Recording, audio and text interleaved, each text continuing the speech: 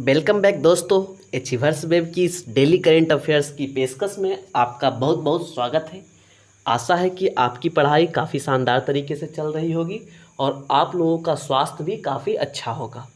इसी तरह से अपनी पढ़ाई कंटिन्यू रखिए और जल्द से जल्द अपनी इच्छित मंजिल तक पहुंचिए। यही हमेशा मेरी भगवान से कामना रहती है।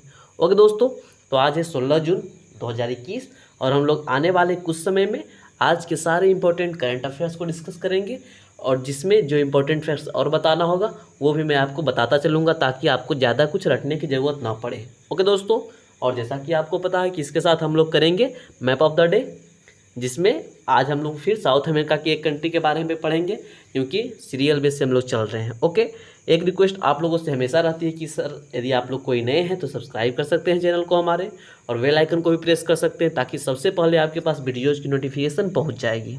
ओके, तो चलिए हम लोग शुरू करते हैं मैप ऑफ द डे के साथ आज की बात को। और आज का मैप ऑफ द डे है पेरू। आप लोगों को मैंने अभी जस्ट बताया कि साउथ अमेरिका की सैर हम लोग कर रहे हैं, तो आज हुई पेरू। कल आप लोगों ने इक्वाडोर को पढ़ा था, आज पेरू को पढ़िए जल्दी से। तो सबसे पहले तो पेरू की राजधानी की बात करेंगे। यहाँ वही पेरू जो है उसकी राजधानी क्या क्या है, तो इसकी राजधानी लीमा है। क्या? लीमा। काफ़ी इजली आप लोग याद रख सकते हैं कि पेरू की राजधानी है लीमा। इसका नेबरिंग कंट्री देख लीजिए, नेबरिंग कंट्री इसका इक्वाडोर हो गया। ओके, फिर इधर कोलंबिया ऊपर में थोड़ा सा इसका नेबरिंग कंट्री है, इधर फिर ब्राज़ील हो गया और नीचे बोलीविया और फिर चिली। ओके, इस तरह से ये 4-5 देशों से घिरा हुआ है। ओके दोस्तों, तो ध्यान रखिएगा किस पहला बात तो ये किस कॉन्टिनेंट में है, तो साउथ अमेरिका, 5 देशों से घिरा हुआ इक्वाडोर, कोलंबिया, ब्राज़ील, बोलीविया और चिली। ओके, इसकी राजधानी है लीमा। पेरू में एक खास बात ये है कि आप लोग अमेजॉन नदी का नाम सुने होंगे, तो अमेजॉन नदी का उद्गम स्रोत पेरू ही है। अमेजॉन नदी एंडीज से निकलती है, ये तो आपको पता ही होगा। चौड़ाई के मामले में, पानी के मामले में सबसे ज़्यादा बड़ी नदी यही है, अमेजॉन। ओके, तो इसका जो उद्गम होता है ये पेरू से ही होता है। ओके, और पेरू और एक मिनट में बता रहा हूँ आप लोगों को। हाँ, पेरू और बोलीविया के इस साइड देखिए आपको एक लेक दिख रहा होगा जिसका नाम है टिटिकाका लेक। ओके, और ये बार बार आपसे पूछा जाता है कि हाँ भाई बताइए विश्व का सबसे ऊंचाई पर स्थित नौकागम्य झील कौन सा है, तो इस प्रश्न का सही उत्तर होगा टिटिकाका। ठीक है, तो टिटिकाका लेक को आप लोग याद रखिएगा, इसको हनीमून लेक भी के नाम से भी जानते हैं। ओके, और ये विश्व का सबसे ऊंचाई पर स्थित नौकागम्य झील है, ध्यान रखिएगा। तो बस इतनी सी बातें पेरू के बारे में। अब थोड़ा सा इसका कुछ पॉलिटिकल बातें जान लेते हैं कि इसकी करेंसी क्या है, तो इसकी करेंसी सोल है। प्रेसिडेंट इसके अभी कौन है? फ्रांसिस्को सेगेस्टी इसके प्रेसिडेंट हैं और अभी प्राइम मिनिस्टर इसके वायलोटा बर्मुडेज है। ओके, तो इतनी सारी बातें थी पेरू के बारे में। अब आइए हम लोग शुरू करते हैं अपने पहले प्रश्न के साथ। Let's start guys. फॉर्मल बातें वीडियो के अंत तक बने रहिएगा, स्किप बिल्कुल मत कीजिएगा, आपके लिए काफ़ी इंपॉर्टेंट ये सेशन है। अब पहले प्रश्न की ओर चलते हैं।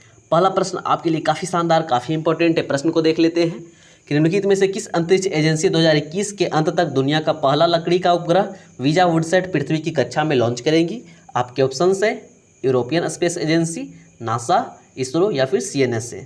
और इस प्रश्न का सही उत्तर होगा दोस्तों European space agency. Okay, ESA अर्थात यूरोपियन स्पेस एजेंसी इस साल के अंत तक दुनिया का पहला लकड़ी का उपग्रह न्यूजीलैंड से लॉन्च करेगी। ओके दोस्तों, और इस उपग्रह का नाम जो है आपके लिए काफ़ी इंपॉर्टेंट है, तो ध्यान रखिएगा इसका नाम क्या है? वीजा वुडसैट। ओके, ये जो उपग्रह है फिनलैंड में डिजाइन किया गया है और वैज्ञानिकों का इसको भेजने के पीछे एक और कारण ये है कि इसको यदि भेजेगा तो वो पता लगा पाएगा कि हाँ भाई ये जो लकड़ी जब अंतरिक्ष में गया तो ठंड, विकिरण, ये सब का उस पर क्या प्रभाव पड़ता है। ओके, तो बस सिंपल सा आपको याद रखना है वीजा वुडसैट पहला लकड़ी का उपग्रह है जो कि यूरोपियन स्पेस एजेंसी के द्वारा भेजा जाएगा इस साल के अंत तक। ओके दोस्तों, अब अगले प्रश्न की ओर चलते हैं।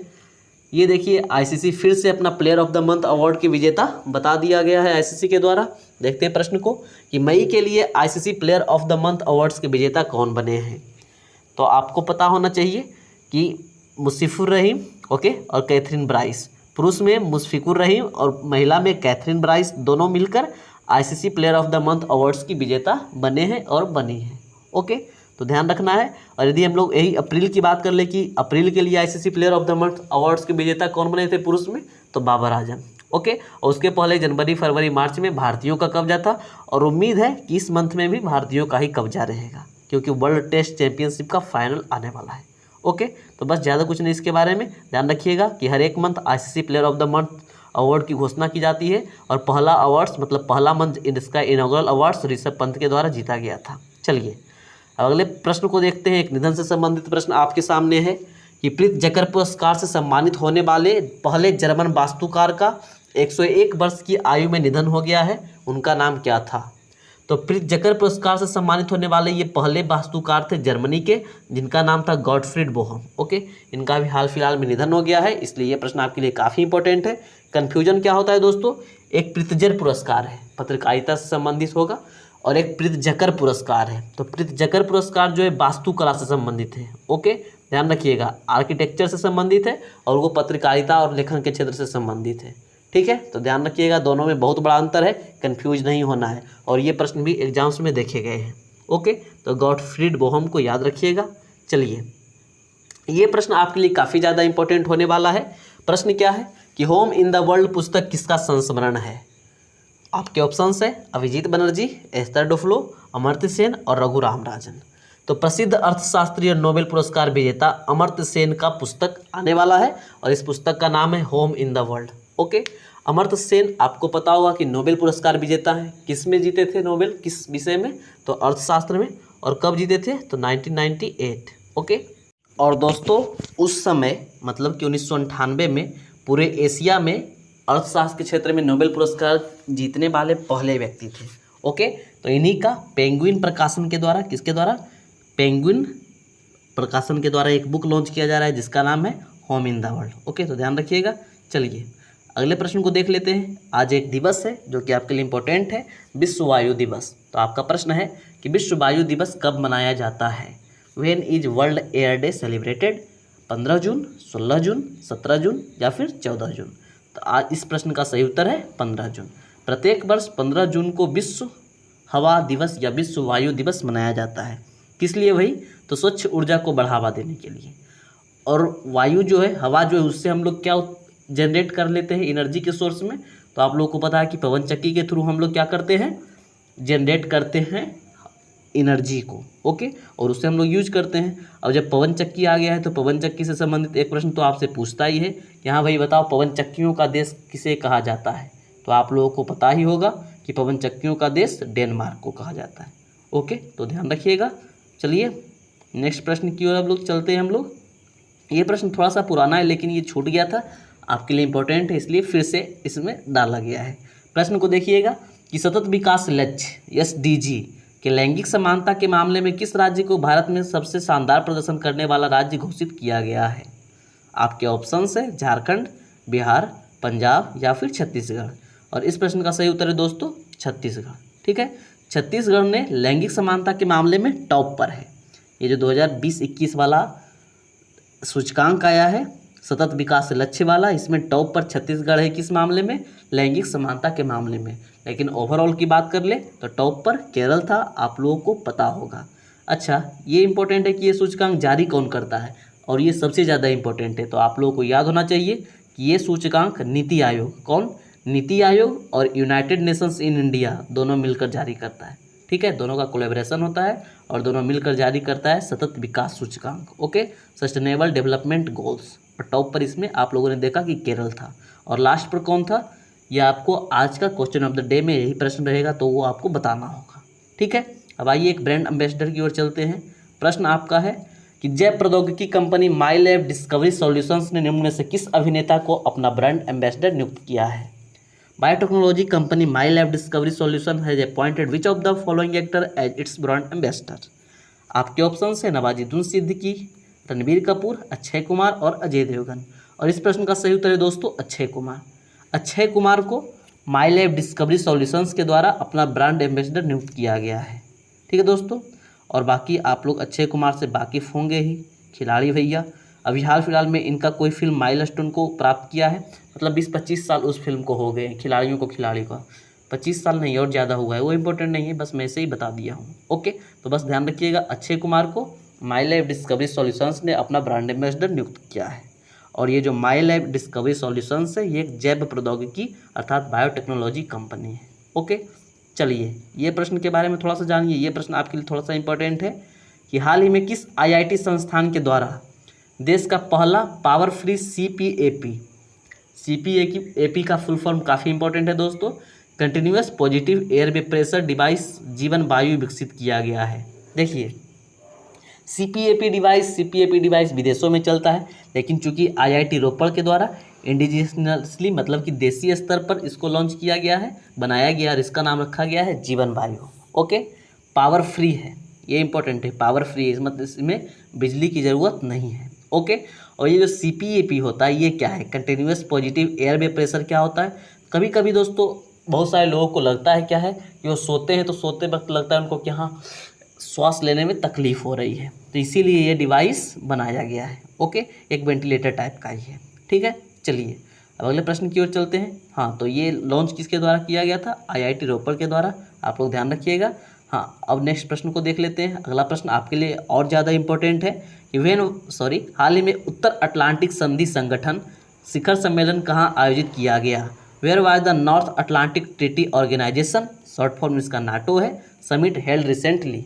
तो ब्रुसेल्स में इसका समिट आयोजन किया गया है 2021 वाला, किसका? नाटो का। और नाटो का फुल फॉर्म क्या है?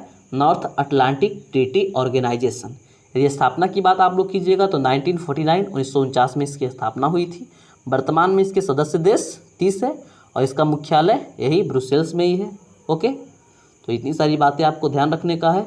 हाँ, एक पॉइंट और मैं बताऊंगा कि यदि इसके सदस्य राष्ट्र 30 है तो लेटेस्ट कंट्री जो जुड़ा था वो कौन था? तो नॉर्थ मैसिडोनिया था। ठीक है, और इसके साथ साथ एक बात और कि G7 अभी हाल फिलहाल में G7 का समिट भी खत्म हुआ है, तो कहाँ हुआ था वो? UK में। ओके, चलिए इसका जो फुल फॉर्म है हिंदी में उत्तर अटलांटिक संधि संगठन, ये क्यों बना था आपको पता है? उस समय रूस का प्रभाव पूरा एकदम छाया हुआ था। USSR जो था ना, उसका प्रभाव पूरे विश्व पर छाया हुआ था, तो साम्यवादी विचारधारा से मुक्ति पाने के लिए खासकर ये बनाया गया था। इसका एक प्रमुख उद्देश्य में से एक था वो। ओके, तो बहुत सारी बातें हो गई नाटो के बारे में। अब चलिए अगले प्रश्न की ओर। अगला प्रश्न है कि तेलंगाना की मेडिसिन्स फ्रॉम द स्काई परियोजना का नेतृत्व कौन सा प्लेटफॉर्म करेगा? Which platform will lead Telangana's medicine from the sky project? तो फ्लिपकार्ट तेलंगाना की मेडिसिन्स फ्रॉम द स्काई मतलब कि मेडिसिन की डिलीवरी करेगा और वो भी ड्रोन के मदद से। ओके, और ये कहाँ होने वाला है पहला बार? तेलंगाना में। ध्यान रखिएगा परियोजना का, medicines from the sky, company help करेगा फ्लिपकार्ट, और ये किस राज्य में होने वाला है? तो तेलंगाना में। और तेलंगाना सबसे नया वाला राज्य है, ये तो आपको पता ही होगा। चलिए अब हम लोग चलते हैं question of the last day की ओर। वो क्वेश्चन जो आपसे कल पूछा गया था, ये क्वेश्चन में एरर था, मैंने क्वेश्चन कुछ और पूछा था आपसे प्रश्न पूछा गया था कि फ्रेंच ओपन जो हुआ है उसमें महिला में उपविजेता कौन बनी है, और आप लोगों ने बहुत ही सही जवाब दिया। ओके, इसी तरह से आप लोग जवाब देते रहिए और प्लीज़ अपना रिएक्शन दीजिए। वीडियो ख़राब है तो ख़राब दीजिए, अच्छा है तो अच्छा रिएक्शन दीजिए, लेकिन कुछ भी रिएक्शन कमेंट में ज़रूर दिया कीजिए। ओके, अच्छा लगता है भाई। और यदि लाइक करते हैं तो हमें और ज़्यादा कुछ चाहिए नहीं, बस आपसे लाइक, और यदि आप लोग शेयर करते हैं तो अहो भाग्य हमारे। ओके दोस्तों, अब मूव कर लेते हैं हम लोग क्वेश्चन ऑफ द डे की ओर। देखिए मैं पहले भी ऊपर इंटर दे चुका था कि आपसे आज क्या प्रश्न पूछा जाएगा कि नीति आयोग की ओर से जारी ताज़ा रिपोर्ट के मुताबिक लैंगिक समानता में कौन सा प्रदेश देश में अंतिम स्थान पर रहा? According to the latest report release by NITI Aayog, which state ranked last in the country in gender equality?